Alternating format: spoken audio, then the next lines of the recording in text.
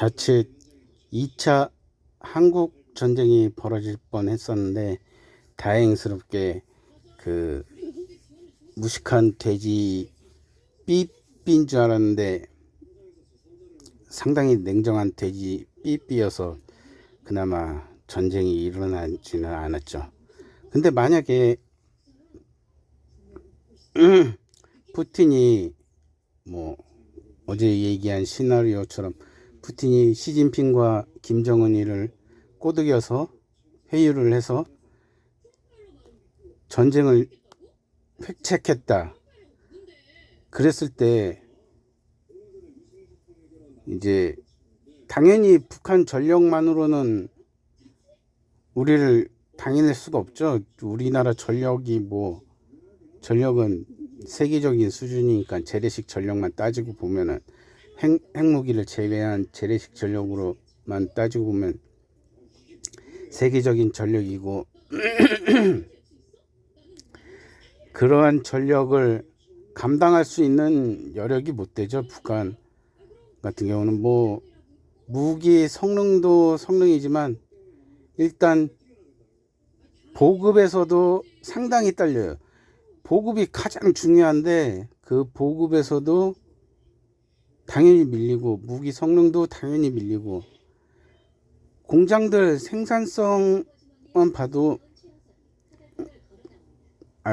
공장들 생산성이 아니라 공업력만 봐도 뭐 상대가 안 되죠. 북한은 상대가 안 되는데 문제는 그 뒤에 있는 러시아와 중국인데 분명 간접적으로 지원을 해줄 거란 말이죠. 뭐 간접적인 거는 무기 지원, 직접적인 거는 뭐 말 그대로 직접적으로 참전을 하는 것인데, 근데 중국의 전력이 직접 참전했었다고 가정했을 때 우리나라하고 붙었을 때 미군이 도와주면야 뭐 당연히 중국도 뭐 어렵지 않게 제압할 수 있을 거라고 생각되지만 만약에 미국이 뭐 의회 표결을 핑계를 대면서 시간을 끈다던가 했을 때 우리가 감당할 수가 있나 하는 부분인데 얼마나 버틸 수 있을까 뭐 그런 것도 있고. 근데 중국이 지들 말로는 뭐 스텔스기다, 에이사 레이더를 생산한다, 장착을 했다, 뭐 그렇게는 얘기를 하지만 그게 성능이 제대로 발현이 되냐가 중요한 거죠. 그게 문제인 거죠. 중국한테는. 중국 전력 같은 경우는 이제 외부적으로 알려진 게 거의 없다 보니까. 그런데 기존에 중국이란 나라가 기존에 보여왔던 거를 보면은 저것도 뻥튀기 아닌가, 저것도 허장성세 아닌가 싶은 게 과거에 이제 뭐 청나라 시절 최신형 군함을 샀는데 그 대포알은 콩이 들어있다든가 뭐 잡곡이 들어있다든가 그러면서 청일전쟁, 그게 청일전쟁이었나? 청일전쟁도 그렇고 뭐 그 아편전쟁도 그렇고 청나라 군대가 부패해서 그렇게 패망하게 됐었는데 과거에 그런, 물론 청나라는 만주족이 세운 나라죠. 지배층도 만주족이었고 그렇지만 그래도 대부분은 이제 한족들이 구성을 하고 있으니까 쟤들도 그러진 않을까 막 그러한 기대를 갖고는 있죠. 여기서 한 가지, 여태까지 중국은 한족이 지배층 한족까지는 아니고 한족이 왕인 나라는 명백하게 거의 100%에 가깝게 이 인간은 한족이다. 이 왕조는 한족의 왕조다 할 수 있는 거는 한 나라밖에 없어요. 진나라 진시황도 북방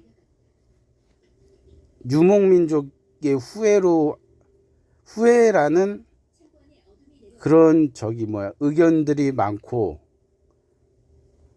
진나라, 한나라, 명나라의 그 주원장도 여진족과 관련이 되어 있다고. 하여튼 주원장도 조상이 유목민족이라는 얘기가 있어요. 그리고 당나라, 수나라, 당나라 마찬가지로 북방민족의 후손이라는 얘기가 있고요. 그래서 한족이다 할 수 있는 거는 한 나라밖에 없다. 그리고 한족이란 말도 이것도 웃긴 게, 지들이 다 이민족, 그러니까 북방민족 유목민족들의 왕조들이 유목민족의 후예라는 그런 설들이 있으니까 한 나라밖에 없으니까 지들 스스로 한족이라고 하는 거예요. 한족 이전에 쓰던 표현은 화하족, 황어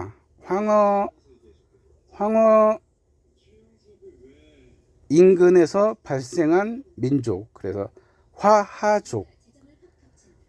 그렇게 예전에는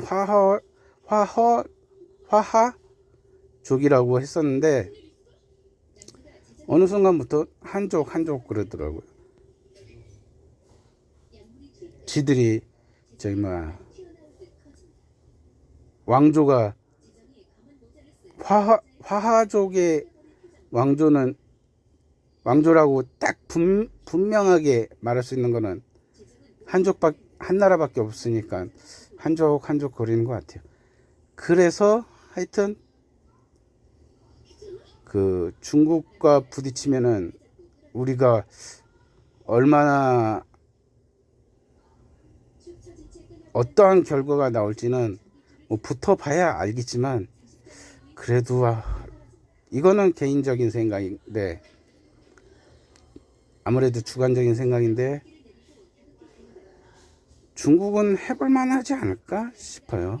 아무리 중국이 그렇게 자신들의 전력을 뻥튀기 시켜서 과시하고 있다지만,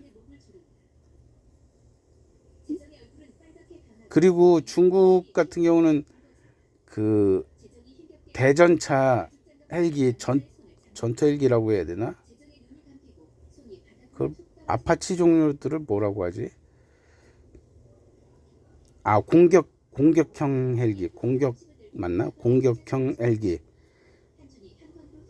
헬기에다가 굉장히 많이 투자를 하고 그 전력을 증가를 시켰거든요. 근데 헬기라는 게 결국은 제공권이 보장이 돼야 돼요. 제공권이 없으면은 헬기는 아무짝에도 소용이 없어요. 왜냐하면 전투기한테는 그야말로 인간과 전차의 대결급으로 전력차가 심해요. 헬기가 전투기를 잡기는 굉장히 어렵고, 전투기가 헬기를 잡기는 굉장히 쉽거든요. 그래서 이 중국의 공격형 헬기들이 힘을 쓰려면은 제공권을 장악을 해야 되는데, 그 제공권이라는 게 지금 우리나라의 전력하고 중국의 전력하고 숫자상으로는 당연히 중국이 훨씬 더 많고 압도적이긴 한데, 그 질적인 차이에서 과연 중국이 제공권을 확보를 할 수 있을지는 크게 의문이 생기죠. 중국의 전투기 같은 경우는 뭐 A사도 중요하고 스텔스도 중요하고 많은 부분 중요한 많은 부분들이 합쳐져서 전투기의 중요도가 정해지고 성능이 정해지고 하는데, 중국 같은 경우는 또 엔진도 문제, 이거는 밖으로 많이 노출된 부분인데, 엔진이 내구도가 떨어지고 내구성이 떨어지고 성능이 제대로 안 나와요. 성능도 제대로 안 나와, 내구성도 떨어져. 이게 뭐야 싶을 정도로 전투기의 그 엔진 부분에서. 근데 엔진이 굉장히 중요한 게, 이 엔진은 그렇게 만들기가 쉬운 부분이 아니거든요. 뭐 다른 부품들도 만들기 쉽지 않은 부품들이 많지만, 엔진 같은 경우는 그냥 뚝딱 하고 만들어지는 게 아니라 시간이 좀 걸려요. 조립하는 데도 그렇고 뭐 부품 만드는 것도 그렇고 굉장히 시간이 걸리는 부분이라, 만약에 전쟁이 나서 전쟁이 생각보다 장기화되고 그러면서 이제 내구도에 문제가 있는 엔진들이 성능이 떨어지고 해서 교체를 해야 되거나, 엔진을 교체를 해야 되거나 수리를 해야 되는 상황이 발생을 했을 때 쉽지 않다는 거죠. 중국은 엔진에 있어서.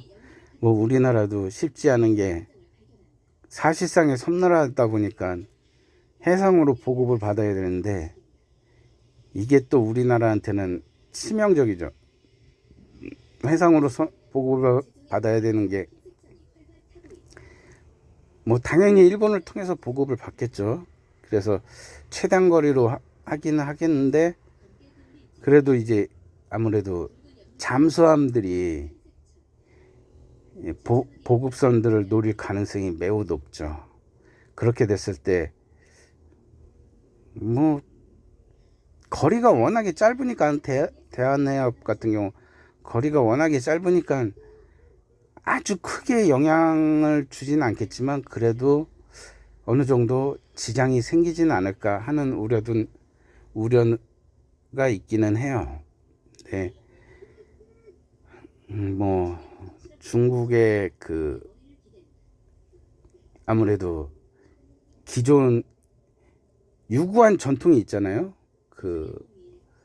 당나라 때부터 시작을 해서 본인들의 전력을 과장하고 뻥튀기 시켰지만, 결국에 붙어봤을 때는 이거 별거 아니네 싶은 상황이 발생하지 않을까. 유구한 전통이니까, 중국이라는 나라의 유구한 전통이니까 그 전통 꼭 지켜줬으면 하고, 뭐 전쟁은 일어나진 않아야겠지만 만에 하나 벌어진다면은 그런 유구한 전통 꼭 지켜주길 바랍니다.